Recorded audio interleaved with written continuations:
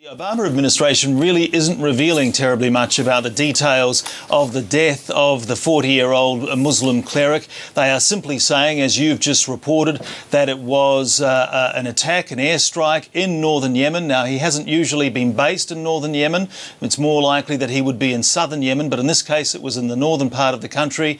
Now, officials are privately saying it was an attack by multiple drones. Drones in Yemen are operated, controlled by the CIA. But really, that's about the extent of it. The news of the killing first came from Yemeni officials. The White House is saying it's not going to get into operational details, for example, whether the president personally authorised the strike. But clearly, Anwar Al-Awlaqi has been on the wanted list for a while. He was on the CIA's capture or kill list. He has been the subject of, or the target of airstrikes before, but has survived those strikes. And Barack Obama, when he was announcing, or at least confirming the death today, also said that he was responsible for leading the most active operational affiliate of Al-Qaeda in the Arabian Peninsula. And that's the position authorities here are taking, that Anwar Al-Awlaqi was actively plotting, had plotted and was actively plotting attacks on Americans and on American interests. OK, how much do we actually know about this gentleman? Why was he such a high-value target for the Americans?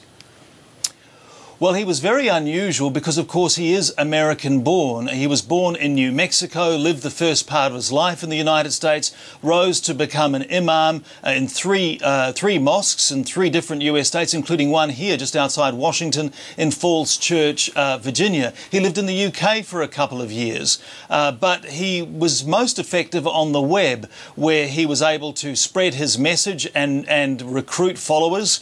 He's also implicated in a number of recent terror attacks, or at least failed terror attacks here in the United States. The failed car bomb attack in Times Square, the Fort Hood shootings, where an army psychiatrist is alleged to have shot and killed 13 soldiers. Now, the principals in both those cases say that they were inspired by the cleric's writings and by his teachings on the web.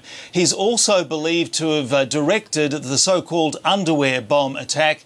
This is the case where the alleged underwear bomber tried to blow up a passenger jet on its way to Detroit on Christmas Day. So he has quite a record, according to US officials, and because he was actively plotting, they say, to launch further attacks, he was really high on the list of people they wanted to find and, in this case, kill.